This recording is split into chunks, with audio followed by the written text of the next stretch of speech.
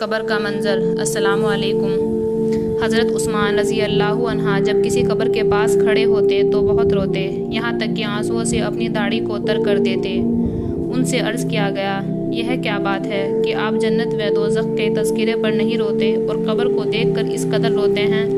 آپ نے فرمایا کہ رسول اللہ صلی اللہ علیہ وسلم کا ارشاد ہے، قبر آخرت کی منزلوں میں سے پہلی منزل ہے۔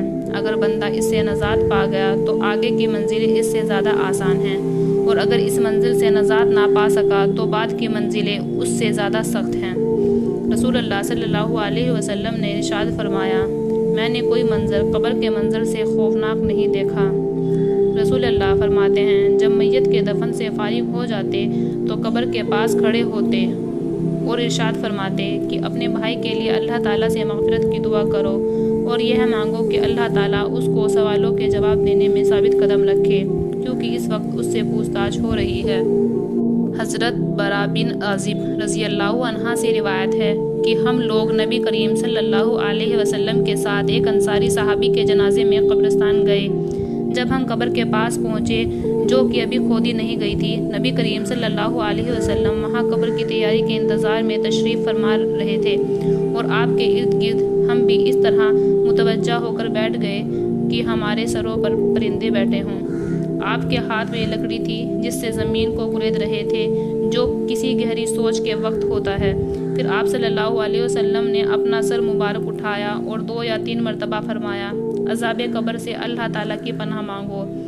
پھر ارشاد فرمایا، اللہ کا مومن بندہ اس دنیا سے منتقل ہو کر عالم برزخ میں پہنچ گیا ہے، یعنی قبر میں دفن کر دیا جاتا ہے، تو اس کے پاس 2 فرشتے آتے ہیں، وہ اس کو بیٹھاتے ہیں، پھر اس سے پوچھتے ہیں کہ تمہارا رب کون ہے؟ وہ کہتا ہے کہ میرا رب اللہ ہے۔ پھر پوچھتے ہیں تمہارا دین کیا ہے؟ وہ کہتا ہے میرا دین اسلام ہے۔ پھر پوچھتے ہیں کہ وہ آدمی جو تم میں نبی بنا کر بھیجے گئے تھے، یعنی حضرت محمد صلی اللہ علیہ وسلم، ان کے بارے میں تمہارا کیا خیال ہے؟ وہ کہتا ہے وہ اللہ تعالیٰ کے رسول ہیں۔ فرشتے کہتے ہیں کہ تمہیں یہ بات کس نے بتائی، یعنی تمہیں ان کے رسول ہونے کا علم کس ذریعے سے ہوا؟ وہ کہتا ہے کہ میں نے اللہ تعالیٰ کی کتاب پڑھی، اس پر ایمان لایا اور اس کو سچ مانا۔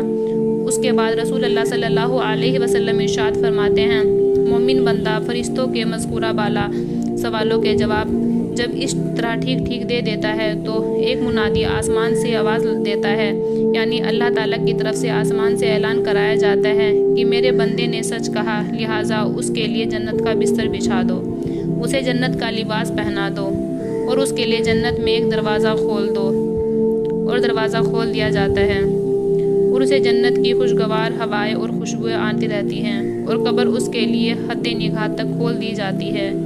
یہ حال تو رسول اللہ صلی اللہ علیہ وسلم نے مرنے والے مومن کا بیان فرمایا ہے۔ اس کے بعد آپ نے کافر کی موت کا ذکر کیا اور ارشاد فرمایا، مرنے کے بعد اس کی روح اس کے جسم میں لوٹائی جاتی ہے، اور اس کے پاس بھی 2 فرشتے آتے ہیں، وہ اس کو بیٹھاتے ہیں اور اس سے پوچھتے ہیں کہ تیرا رب کون ہے؟ وہ کہتا ہے، ہائے افسوس، میں کچھ نہیں جانتا۔ پھر فرشتے اس سے پوچھتے ہیں کہ تیرا دین کیا ہے؟ وہ کہتا ہے، ہائے افسوس، میں کچھ نہیں جانتا۔ پھر فرشتے اس سے کہتے ہیں کہ وہ آدمی جو تمہارے اندر نبی کی حیثیت سے بھیجا گیا تھا، تمہارا اس کے بارے میں کیا خیال تھا؟ وہ پھر بھی یہی کہتا ہے، ہائے افسوس، میں کچھ نہیں جانتا۔ اس سوال و جواب کے بعد آسمان سے ایک پکارنے والا اللہ تعالیٰ کی طرف سے پکارتا ہے، اس نے جھوٹ کہا۔ پھر اللہ تعالیٰ کی طرف سے ایک منادی آواز لگاتا ہے کہ اس کے لیے آگ کا بستر بچھا دو اور اسے آگ کا لباس پہنا دو، اور اس کے لیے دوزخ کا ایک دروازہ کھول دو۔ چنانچہ یہ سب کچھ کر دیا جاتا ہے۔ رسول اللہ صلی اللہ علیہ وسلم فرماتے ہیں، دوزخ کے اس دروازے سے دوزخ کی گرمی اور جلانے جھلسانے والی ہوائیں اس کے پاس آتی رہتی ہیں، اور قبر اس پر اتنی تنگ کر دی جاتی ہے جس کی وجہ سے اس کی پسلیاں ایک دوسرے میں گھس جاتی ہیں۔ ایک روایت میں یہ بھی آیا ہے کہ رسول اللہ صلی اللہ علیہ وسلم نے ارشاد فرمایا، بندہ جب اپنی قبر میں رکھ دیا جاتا ہے اور اس کے ساتھی یعنی اس کے ساتھ جنازے کے ساتھ آنے والے واپس چلے جاتے ہیں، اور ابھی وہ اتنے قریب ہوتے ہیں کہ ان کی جوتیوں کی آواز وہ سن رہا ہوتا ہے، اتنے میں اس کے پاس 2 فرشتے آتے ہیں، وہ اس کو بیٹھاتے ہیں، پھر اس سے پوچھتے ہیں، تم اس شخص یعنی محمد صلی اللہ علیہ وسلم کے بارے میں کیا کہتے ہو جو مومن ہوتا ہے؟ وہ کہتا ہے کہ میں گواہی دیتا ہوں کہ وہ اللہ تعالیٰ کے بندے اور اس کے رسول ہیں۔ یہ جواب سن کر اس سے کہا جاتا ہے کہ ایمان نہ لانے کی وجہ سے دوزخ میں جو تمہاری جگہ ہوتی اس کو دیکھ لو، اب اللہ تعالیٰ نے اس کے بدلے تمہیں جنت میں جگہ دی ہے۔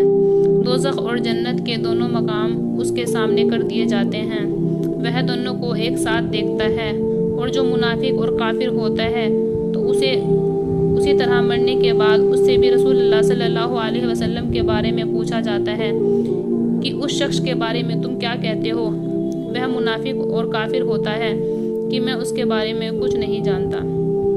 دوسرے لوگ جو کہا کرتے تھے کہ میں بھی کہتا تھا، اس کے سوال پر اس نے کہا کہ تو نے نہ تو خود جانا اور نہ ہی جاننے والوں کی پیروی کی۔ پھر سزا کے طور پر لوہے کے ہتھوڑے سے اس کو مارا جاتا ہے، جس سے وہ اس طرح چیختا ہے کہ انسان و جنات کے علاوہ اس کے آس پاس کی ہر چیز اس کا چیخنا سنتی ہے۔